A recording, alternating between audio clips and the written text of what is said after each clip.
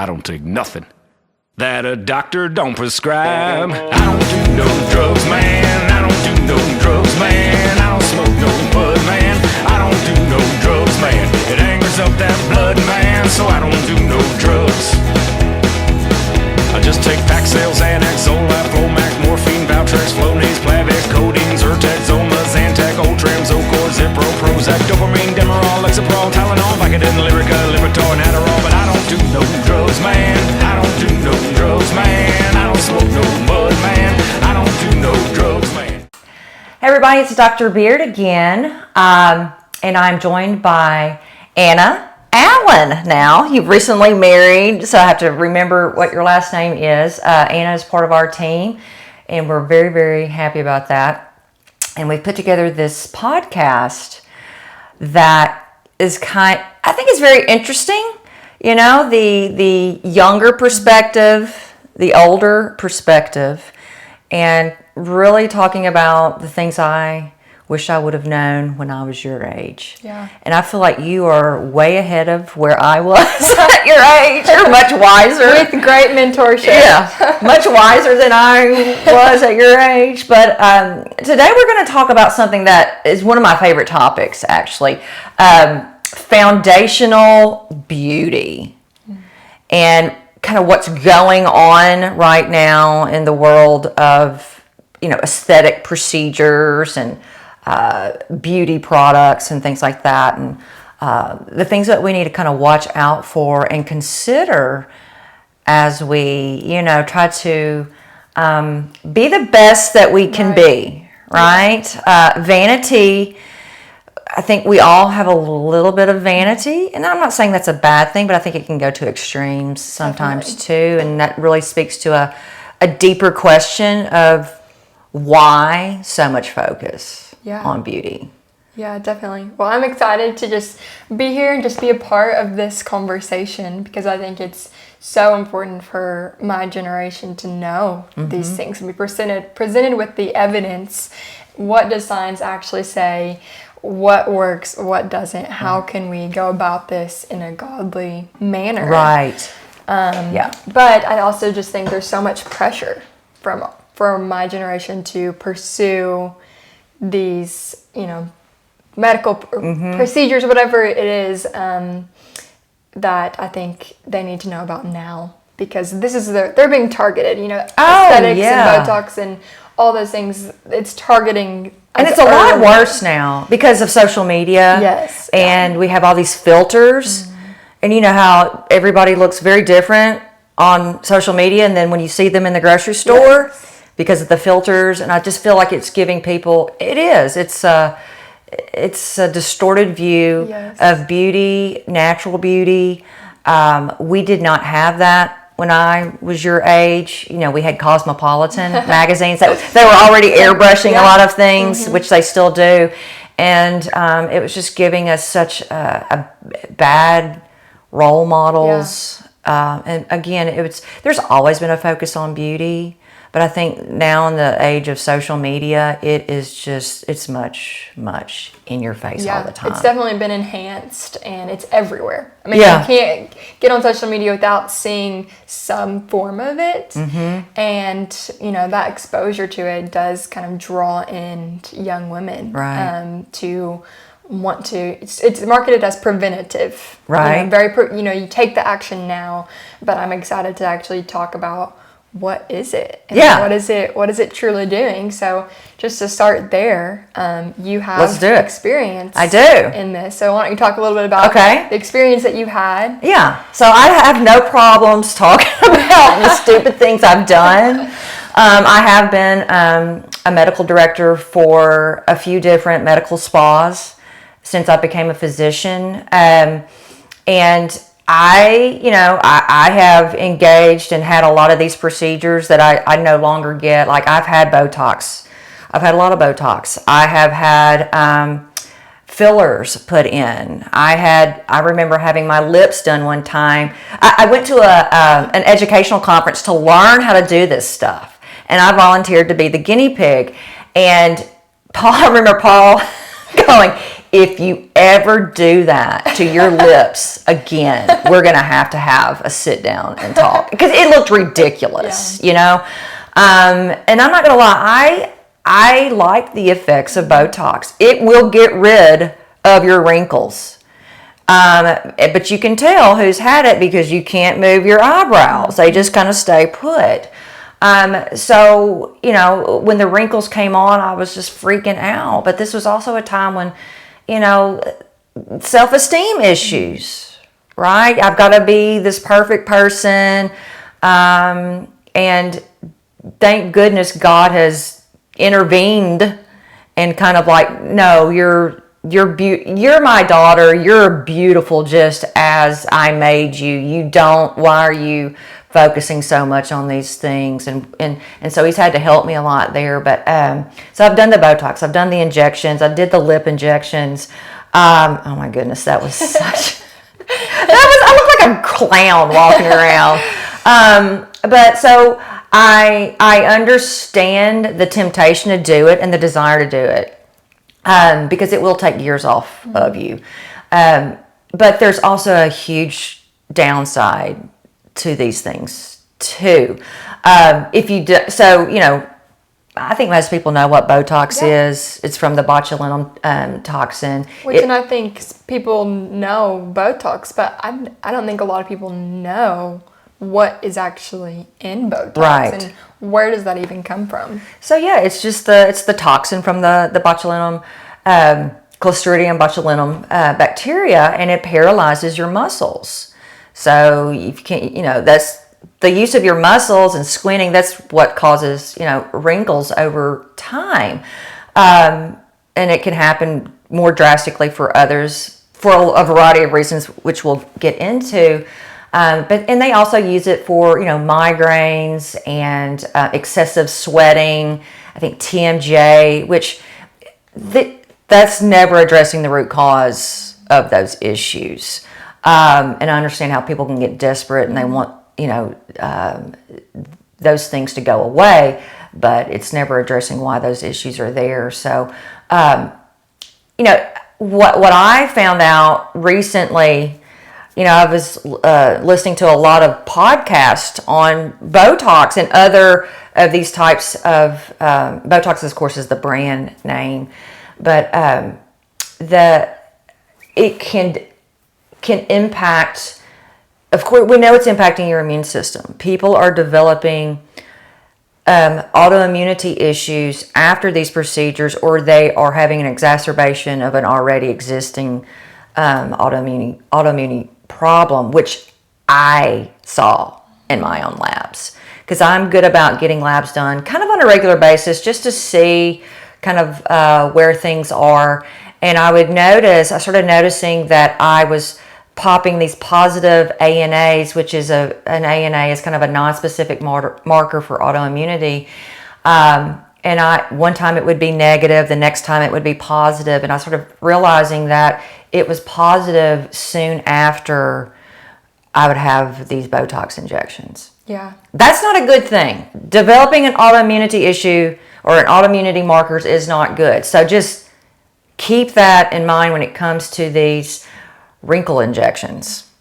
And I've also heard, and I meant to take a deeper dive into this, about how these might be changing women's personalities, which I was like, wow, you know, if that is truly the case, that's a huge deal. And why is that happening? You know, I don't feel like it's changed my personality. My husband might say differently, but I think I'm pretty much the same person I've always been. But that one really got me, because I started thinking about what exactly is in this stuff, where is it going in the body, and if it is manipulating your immune system, man, that right there alone, I could see how it could also be manipulating your personality. Right, and you know, it's marketed in the way that it's you're educated in, is that it's a localized. Right, it's just going to stay right here. Yes. So how would you explain that aspect of things. If they're saying it's localized, how is it making its way through the body, whether that be through the lymphatic system or making its way to the nervous system or to the brain to where it's causing an autoimmune response or a nervous system response? Well, I think they're being a little deceptive with that when they say it stays localized. I think the effects of the decrease in wrinkles and the paralyzation of the muscle is probably localized. But what they're not saying is the effects on the immune system are not localized. That's going everywhere, and there's no way around that. That's just not going to happen. The body is going to always respond to. It's basically a foreign body that you've injected into yourself, and it's a toxic, and it's not producing botulism, okay? But it is absolutely stimulating the immune system in a way that you do not want to, and that's always going to be systemic. Right, and it's coming. What toxin goes in, it needs to come out. Yeah, somehow. Yeah. And typically that's through the liver and the kidneys, and so the lymphatic system. Yes. Yeah. Yeah. So, and if you have a lymphatic system that is not working well or is already overburdened by other toxins, stress even, then, the effects of it could be even greater. It really just depends on what's going on in your body. Right. And and a lot of people who are getting these injections are also getting their hair dyed. They're wearing a lot of makeup. They are, permanent tattoos and maybe even breast implants, which is a whole other podcast, So I feel like there's women walking around who are just so toxic from all the things they're doing to their body to maintain that youthful look, when I think we could step back and look at some more natural approaches that get really good results too. Yeah, and a lot of people, they might come back to you and say, well, it's only a little bit. Right? Like, I'm only getting it a couple times, or maybe I'm for a special event or something. Or a low dose, or whatever that looks like. What would be your response to that? Is there a level that's, you would say, that's too much, this is okay? It's hard to say. I think it's almost like the other types of injections. It could be Russian roulette. You just never know. Just because you responded okay, or at least you think you responded okay the last time, does that mean it's going to happen this time? Not necessarily. And then of course there's all the other side effects that they do, or they do list, and lots of times it's the person injecting you. You make sure they know what they're doing too, because you can have some droopy eyelids, and people have had some really bad responses after getting these injections, and those are just the ones that we know about, or at least they'll tell us about. It's the other things they're not discussing that really make me more passionate about telling people not to do this stuff anymore. Right. I've been there, done that. This is what I'm finding out. It's not good. And this is coming from an industry who has a very sketchy past. It's the pharmaceutical industry. Okay, they've been caught telling us lies. So on multiple occasions. So if they lie then, who's to say they're not lying now? Right. And when you're thinking about Botox and the warnings, you can go all the way to, what is the label? It's black box label. Right. So what is that indicating? Right. Why are they suddenly safe for use, but also a black box label? Yeah, so if something has a black box label on it, it's not safe. Just don't go there. I promise you, there's other ways to get good results. They're not instantaneous like Botox is, and I think that's really the big driver for it, because you get results instantly, and that's just not the case with the other the natural alternatives. But they last a lot longer, and they're also good for your body. It's not just good for your skin. It's good for all your other organ systems besides your skin. Yeah.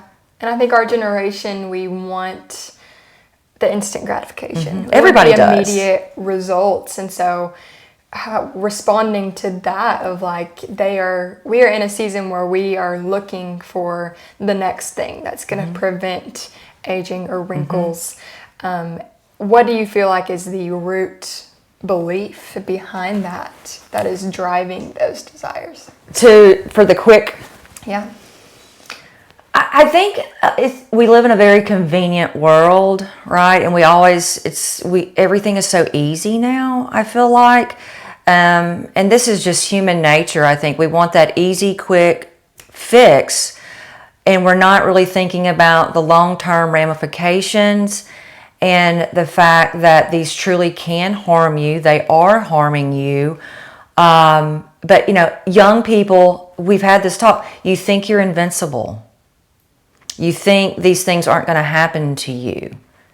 And then one day they do. And sometimes that's what it takes to teach people a lesson about it. I've had that happen to me with other things, tattoos, which we'll talk about. So maybe that's it. It's just this, I'm young, I can handle anything, I'm resilient, it's not going to happen to me mentality, which I think a lot of young people have because you're bulletproof and nothing seems to, affect you like it does when you're in your 50s. So maybe there's a little bit of that going on. And of course, again, it's the pressure. Definitely. Bombarded with the Kardashian culture. Yes. And social media is we always go back to that, but just that pressure to look a certain way and to be a certain way I can't tell you how many images on social media you see of just glass skin of someone's posting with their just flawless skin, no lines, no skin conditions, no acne, and that's what you're seeing on social media. And so I think that's what's really driving this force of wanting. And they're using filters. Now I do know people who have porcelain skin, like there's not a blemish one on their face. That is more the exception than the rule. But I also don't want you to think that your skin can't be like that, because it can. It's just there's certain things that you have to understand what really is causing a lot of the skin issues, like premature aging and developing wrinkles at an earlier age than what you should. And acne or rosacea or eczema and things like that, those things all have a cause. It's just because it's normal, or just because it's common doesn't mean it's normal. Right.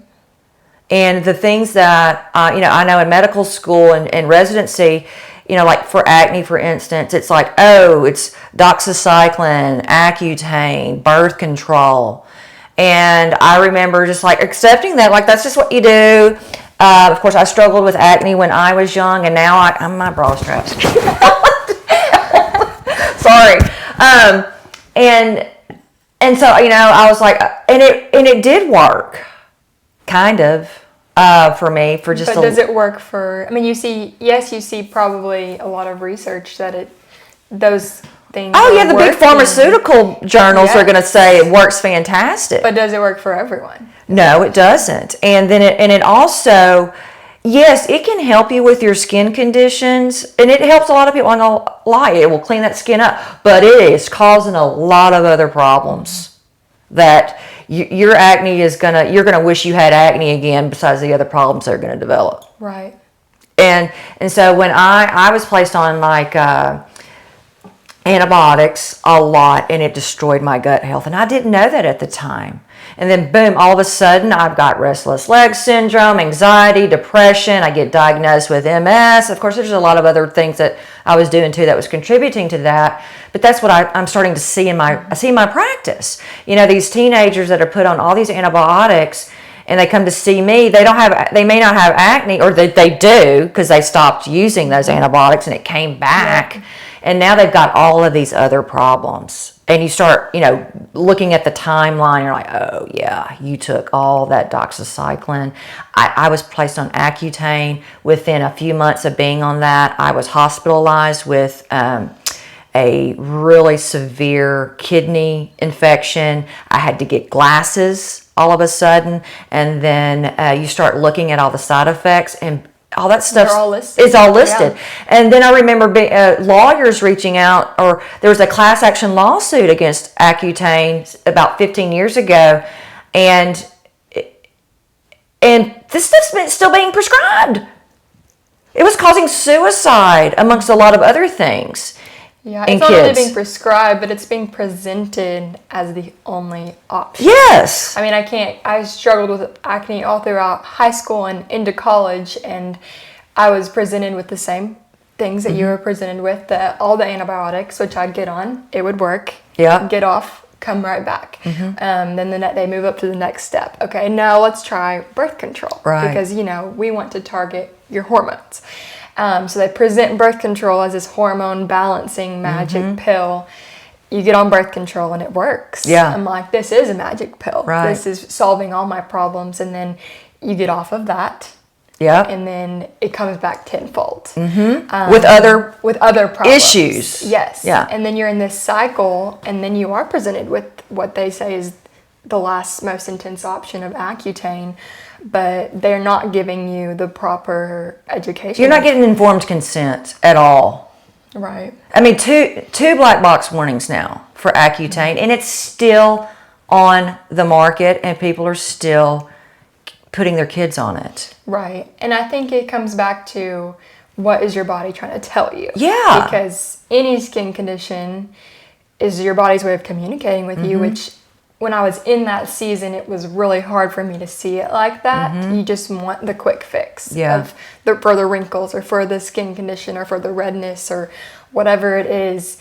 But your body's trying to communicate.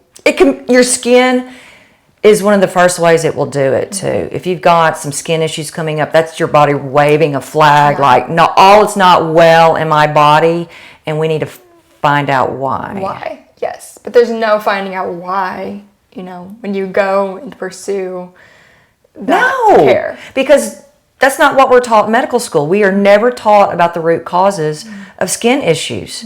Ever. Yeah. Ever. Gut health, that's not even a word in medical school. It might be now. And I hope it is now because of how I really doubt it, but okay. Let's hope. If you're in medical school, if you've heard the term gut microbiome, please let me know. I'd love to know what they're telling you about it. Yeah. Because that would be a step in the right direction for sure. Yeah. So talking about root causes, I think you can get into the root causes of aging, premature Yes. aging. Obviously, aging is a natural process that happens, but what is the biggest thing that you see? Have you seen an influx of premature aging in the recent years? I have, and I feel like so these are the things that I see the most often is, and we were talking about this before we started shooting. Stress is huge, and stress can be there's many forms of stress. There's emotional, physical, spiritual. Those things are always going to impact your skin and cause a lot of prematurity because of the oxidative stress that a lot of this causes. And so chronic stress, it's bad diet is huge when it comes to skin. Your skin is never going to be its best if you're eating a lot of processed foods, and especially sugar. If I eat some sugar or too much sugar or something, I am going to have zits the next day. Every time. And if it's not that, it's probably likely presenting itself in another way. Because you see people who have horrible diets and it's like, well, their skin's not being affected. Right. But it's affecting you in other ways. And so you may not have zits right now, but it's causing a lot of oxidative stress, and that is going to age you quicker than you should. So you may be dealing with, wrinkles sooner than you should, So diet is huge. And there's also people who have undiagnosed food sensitivities, dairy and gluten, top ones, hands down, that are causing eczema, rosacea, and breakouts. So if you have those problems, First of all, you have got to address your gut health right off the bat, and rule out food sensitivities. And lots of times that's when you clean up your diet and do that, the skin starts to clear up. Yeah. What would you say to someone who's like, I've done all that, and even someone who's saying, well, I've never had food sensitivities before. Why have they occurred now? Would you tie that even all the way back to stress? Stress might be causing food sensitivities? Stress is always going to impact your gut health.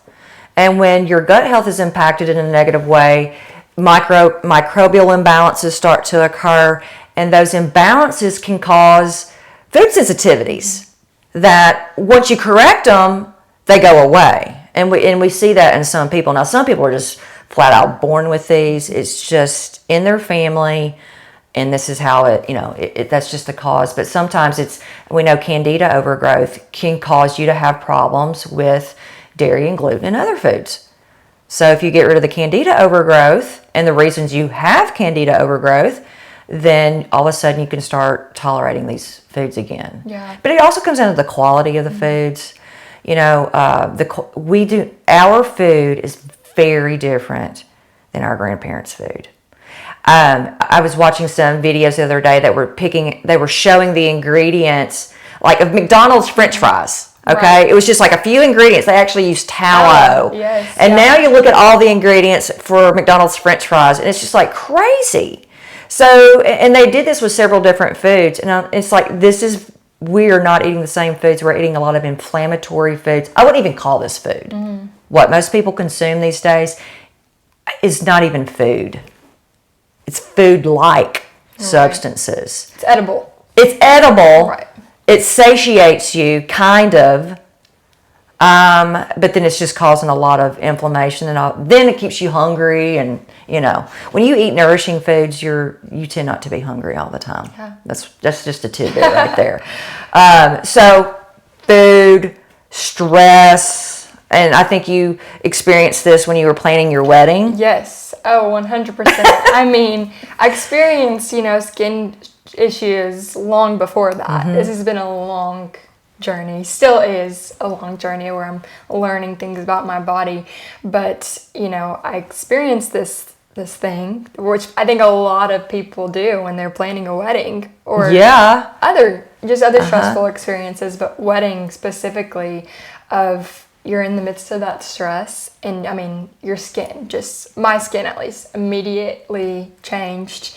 Hormonal acne just leveled up. And that was in a time where I was doing everything right. I mean, I was eating very clean. I was eliminating gluten and dairy. But the stress from wedding planning, or just the anxieties that come along with the new change in your life, were so much more powerful than any supplement that I was trying, any diet that I was trying, any therapy, sauna, red light therapy. I mean, I was doing everything to combat this, but the root was still stress. So much so that I got married, went on my honeymoon, and my skin cleared in a week, which is wild. That's crazy. Yes. I mean, but think about this. You're in Mexico, right? You're getting sun. And everything. The wedding's behind you. You can just relax and chill out with your new husband.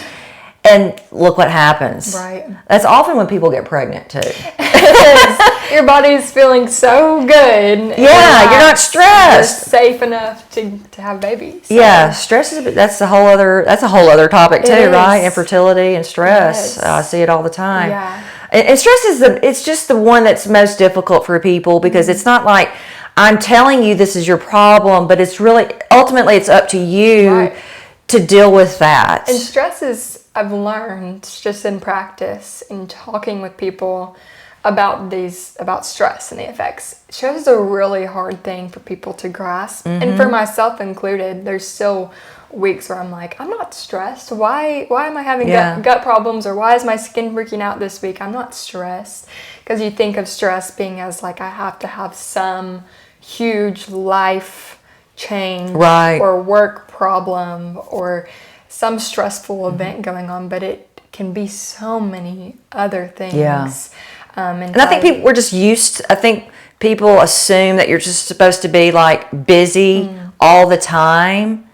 You know, rest. no rest, No silence. No silence. And my pastor and I talked about this on our last podcast about just finding time to be still with the Lord. And I have found that to be like when I know I'm stressed, because I mean, I own my own business and it's a complicated business. I picked the worst business. But it was something I was, God has put me here, so I know that He's going to give me the strength and the resources to carry out what it is what He wants me to do for His kingdom.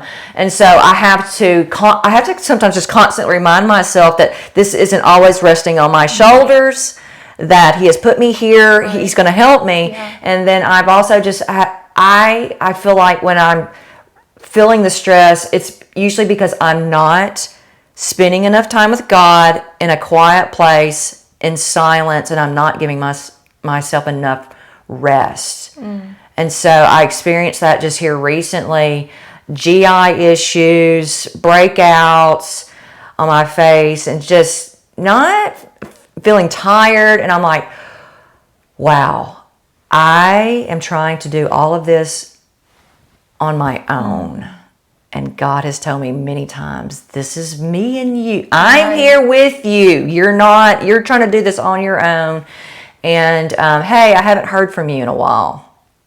Yeah, and it's amazing how when you do that, how quickly the relief and the peace that you can feel, and just how quickly that leads to all the things we're talking about today. You want to prevent aging. This is, where you need to go. And the Bible talks about it. When you rest in God, and I can't remember the specific verses, but I do know it's like your face will shine. And I see a lot of people who I know have very strong faith. And I have a lot of these people in my church. Paul, it was like at our church, we have some of the most youthful looking people who are older. And I remember this one lady, I had just started going to the church, and they knew I was going through a difficult time because I didn't know I had alpha-gal allergy, and I wasn't sleeping, which is another thing that will age you, okay? And affect your skin. Yes, is not getting enough sleep or good quality sleep. But she turned around, and this lady's face was glowing, because she turned around and she was just like, looked at me and was just grabbed a hold of my arm, and I could tell she was just like, praying for me or listening to what God might be saying. And I told her, I said, you look like this glowing angel to me. I said, you're like my angel. She goes, that was God that you saw in me. And she still looks this way every time. Yeah. So I know that is a key right there. First of all, it talks about it in the Bible. Right. But, so that's one thing I would recommend is like, hey, let's start talking to God a little bit more, and let's hear what He has to say about you. Right. And I want Him also to like what He has to tell you about Himself as well.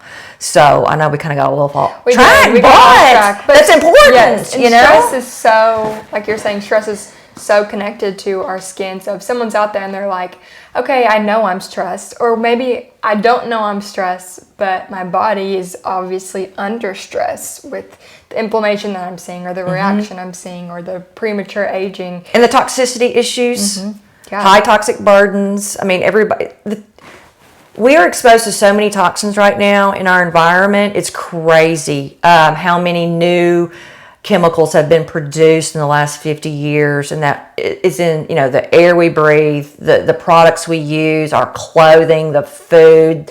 I mean, it's the water we drink. It's everywhere. So you really have to start being mindful of the things that you're putting on your body, in your body, what you're using in your home. But also, I think you've mentioned in the past, even your own, what you're watching, what you're listening to, those things can be toxic as well. But I feel like when we start helping people clean up their diet and improving their detoxification pathways and kind of assisting that whole detox process, their skin starts to improve. Yeah. And just by using more natural ingredients in your home, you're lowering your toxic burden. exposures, because these things have a tendency to accumulate in your body, especially when you are you're using so many of them to the point where your body can't get rid of them faster than you're exposing yourself to. So if you can stop, and there are makeup lines out there that are much more natural. There's tons of bath and beauty products that are very natural now that you can use. And I would encourage you to start looking into that and going that route. Yeah. What would you say, speaking practically, we presented a lot of information. Practically, how do you recommend someone reduce their stress levels mentally? Yeah. We can get into all of the food and the products and those types of things, but how can someone reduce their stress today or every day? I would want you to sit down and look at where your time's going. First of all, because a lot of it is just we're so busy that's causing a lot of stress because we're not having downtime. And just look at where you're spending your time and where you can start cutting some stuff out. And how much time are you spending on your phone? Because that's just a big distraction these days, And so kind of account for where you're spending your time, cut out where you can. Let's kind of simplify where we can. And I'm a huge fan of just going outside, sitting in the sun for like 15 minutes at a time and just listening to the birds, the breeze, talking to God, or just sitting there and try to listen to God, what he has to say. That right there, your body will respond, and it just starts to calm down and get out of that fight or flight mode that it is in when you're constantly doing stuff. Even though it might be stuff you enjoy, right? It can still be too much, And I think, Jesus gave us several examples when he walked this earth. He would go find a quiet place to spend time, alone, away from other people. And I think it would do us well to mimic that. There's a lot of research on silence right now that shows that you have to have it to kind of help the brain function as it should. And to make new neuronal connections is to have some silence. Yeah, that's important. And the sun is a pretty big topic right now, too, especially in the anti-aging med spa world. They're really pushing SPF on your face every single day. Get out of the sun. Yes. So how would you explain that to someone? You're telling me to be in the sun, but sun causes wrinkles. Right.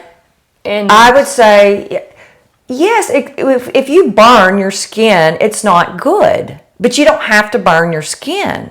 And why is your skin burning? Now, I am fair-skinned, freckled person, so I burn quickly versus like some other people I know that could just stay out there all day long and it not be a problem.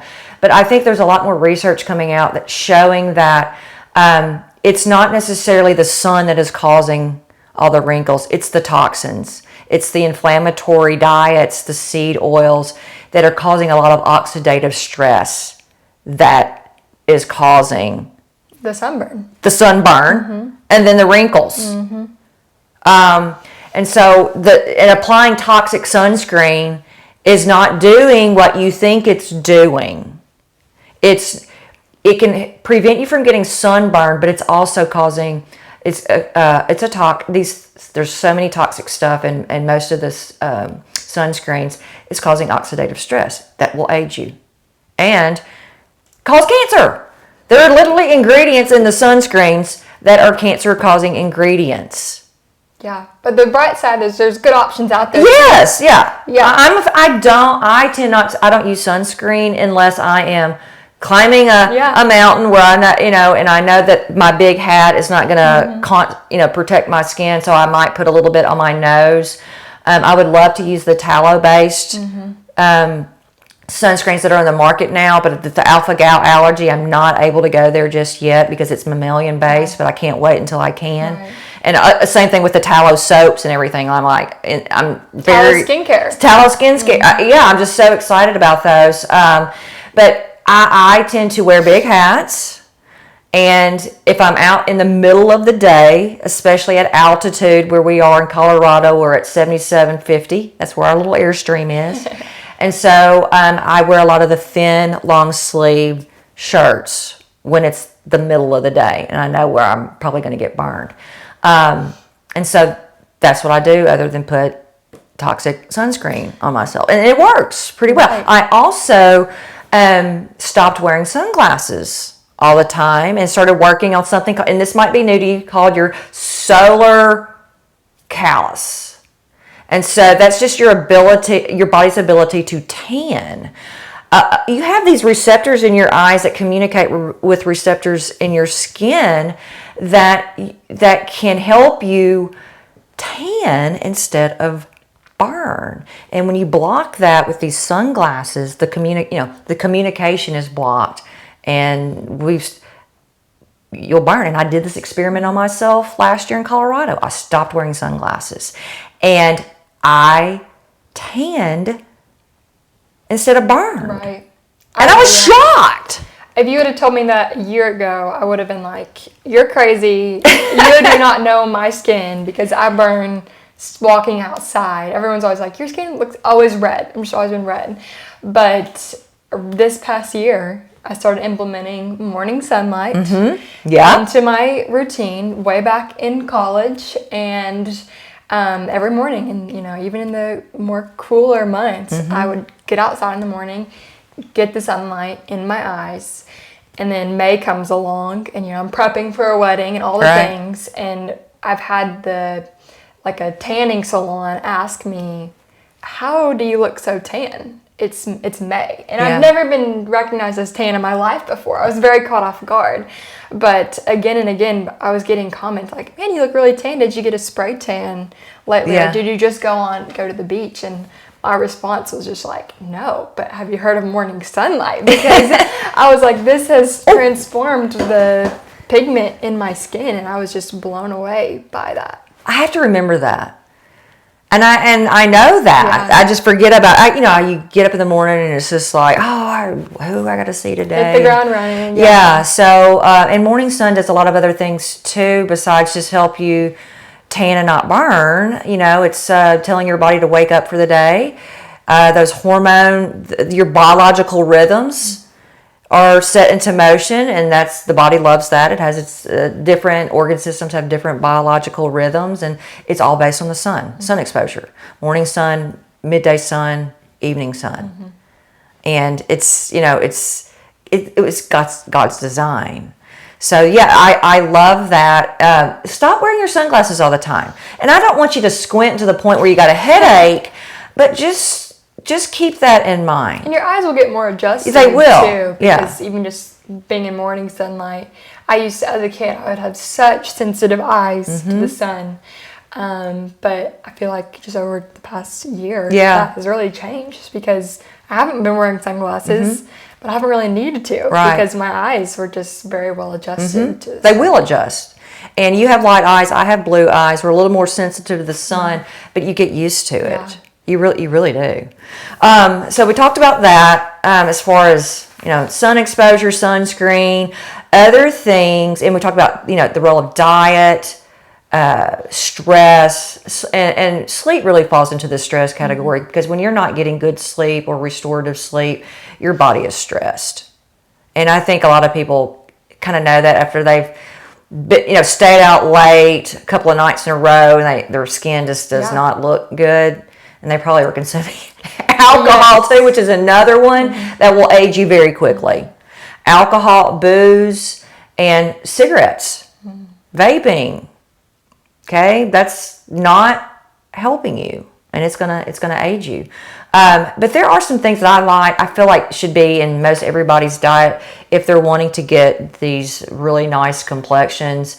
You had some listed in our notes, but omega-3 fatty acids, which, you typically think of fatty fish. That's a fantastic source, but there's also other plant-based sources too.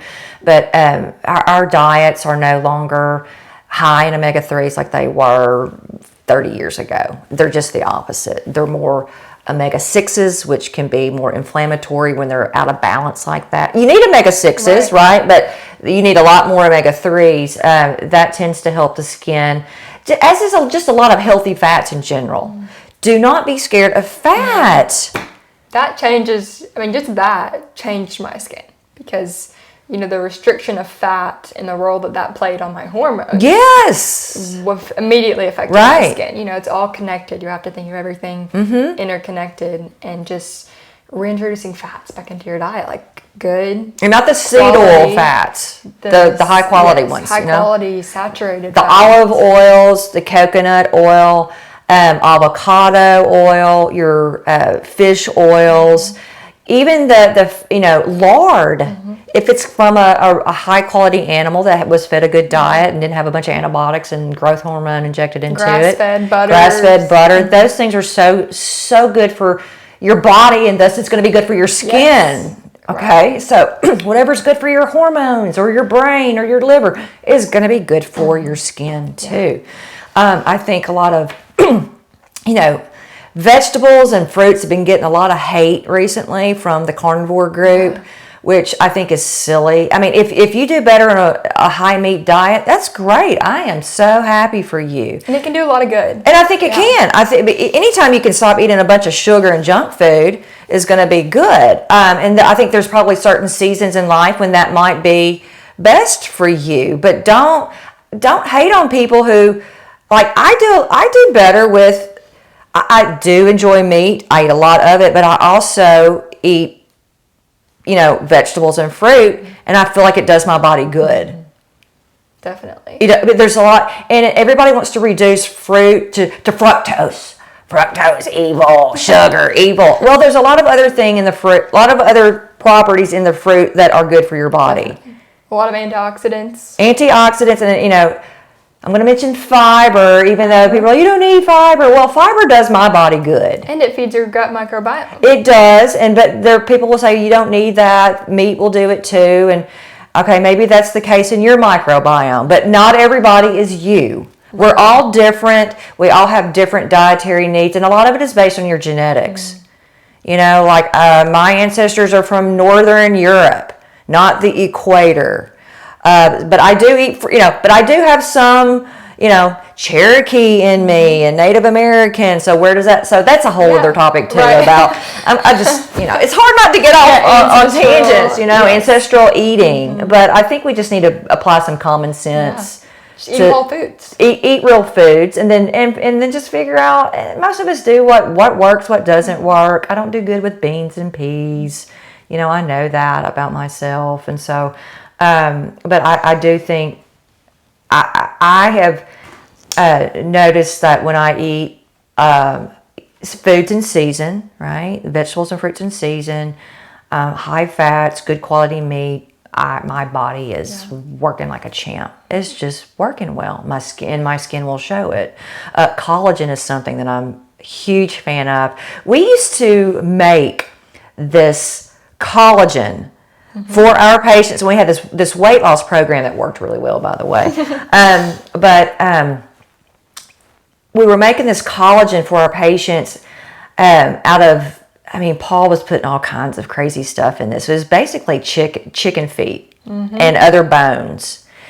And our patients would come in, their face would be glowing, and they would be like, I need more of that. Look at my face. And I'm like, I know. But we were also we were working on their gut health, their stress, and they were losing weight, feeling good, and of course their faces were glowing. And the collagen is a big one, and that's going to come from meats, right? And good fats, in the bones, and so that's things that we've kind of gotten away from, but it's kind of coming back. It is. It's in vogue now. It is, and drinking the bone broth is coming back, and that can be a really beneficial tip too. So. Yeah, and you can buy the powders that we have them on our website that you can add to your smoothies and stuff, and so there's ways to get that in without cooking chicken feet.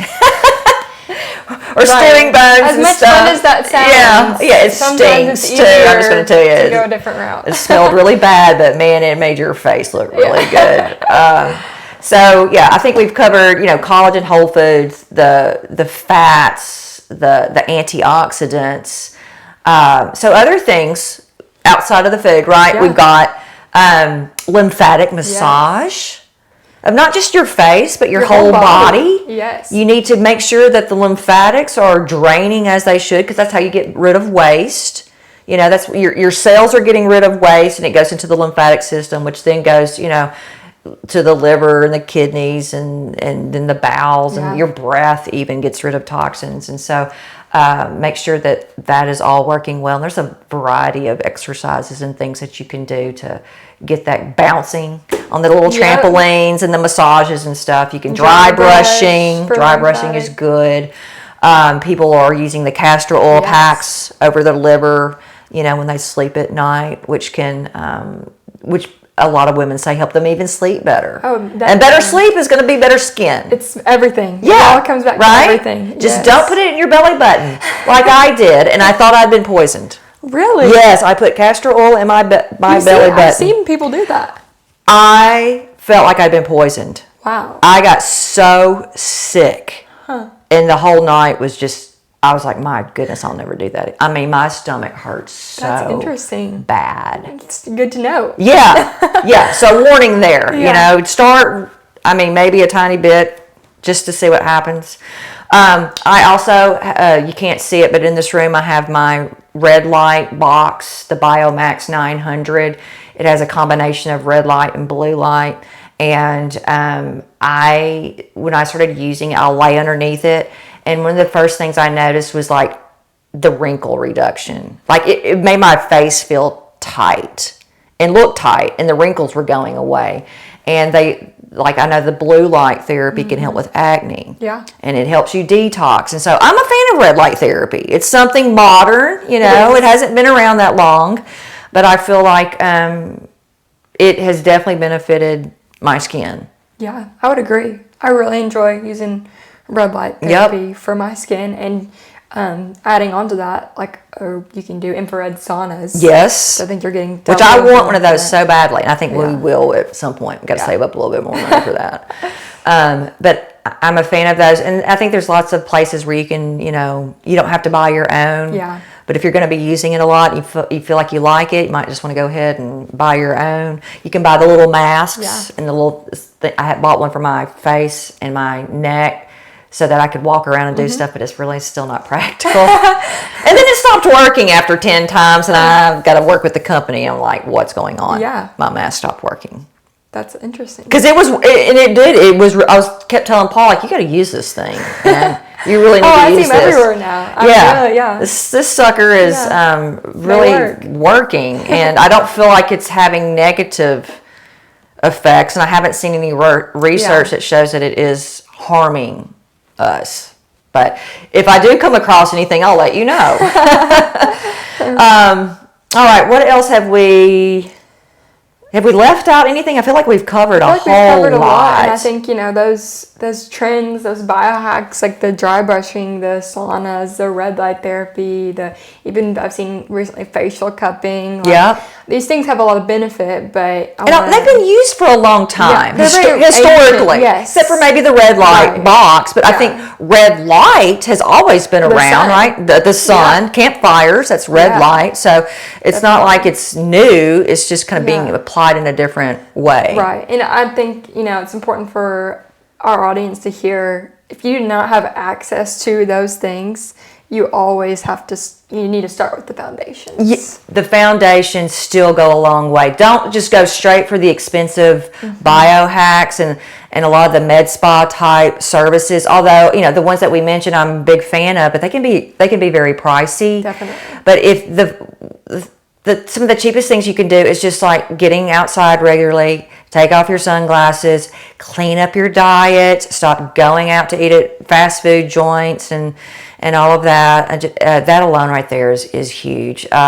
Get better sleep. Just put the phone away at night and go to bed. Work on your stress. Improve your relationship with God. And others. Yeah, and those things right there can go a long way. We have we put out something called a Live Well course and planner. We've got one of the books right here. Paul and I worked on this for a couple of years. It's a daily kind of devotional with a lot of great information every day that we put into it. A lot of it is biblically based, but there's also, Paul and I shot several videos to complement the book and kind of serve as trying to educate you on as a course on the foundations. And we've had a lot of good response from people who have taken the time to go through the course and just saw a myriad of symptoms go away. And that was our goal, right? It's just like incorporate these biblical principles, these foundations of what I feel like are foundations, and give yourself 3 months, because that's really the length of the course is 3 months. You can make it longer, and just see what happens. And the feedback has been great. Yeah. The people who actually, commit to it and do it, it's like, wow, I feel so much better. I've learned so much. We actually did this with my church. Yeah. We had like 50 people show up and who did it. Some of them completed it, some of them didn't. And that's okay. I know life can get hectic, but if you can't, give yourself 20 minutes a day to do the devotionals, that again is a red flag that maybe things are a little out of hand in your schedule. Yeah, and I love Live Well. I have one, and I think it's a very affordable option for someone who's like, I want to make changes, but I don't know where to start. It is a great deal. Yes. I did not want to make it we could have charged a lot more, and I was just like, I want people to have access to this. And it's not like we're not making any money. We are. I don't need to make a fortune off of it because, I just want people to understand that there's a better way to live. Yeah. And to live well. Yes. Right? Right. And it doesn't have to cost a lot of money. And it doesn't have to be complicated. No, God never wanted it to be complicated. Yes. Yeah. He didn't want you to depend on a system of pills, procedures, and surgeries. Yeah. That's not what He wanted for you. God is freedom, and there's freedom in His way of life that He intentionally, I feel, kept simple for us. Although we love to complicate it, don't we? We do love to complicate it. Well, if someone is interested in Live Well, where can they go? So you can go to the website, which is simply amybeardmd.com, and you can purchase this. We encourage you to do it as a family. If you've got a husband and older kids, even though we've had kids of 8 or 9 even do this, and they kind of learn together as a family, and it was nothing but a positive experience for them. But you can do it alone. You can go grab a friend to do it and maybe have some accountability there. But this is something that I encourage everybody to do, even new patients that come, because I'm like, we're going to have you do this anyway. So you might want to start there, see what happens. And then if you still have the same problems, then come see us. Yeah. But a lot of times that doesn't happen. Right. Yeah. And that's great. Which is exactly what, you're educating them. You're giving them the means to take control of their health for themselves. And that's a really beautiful thing. It is. Yeah. All right. So I had fun with this. Yeah, this is fun. I know. Talked about one of my favorite topics. We've got some other ones, like probably be talking about tattoos, breast implants. Yeah, there's a lot of things that I'm seeing that are causing problems in the body for people. And so we'll talk about that. Yes, we do, don't we? All right. Thanks for watching, guys. Hope you enjoyed it. I don't take nothing that a doctor don't prescribe. I don't do no drugs, man. I don't do no drugs, man.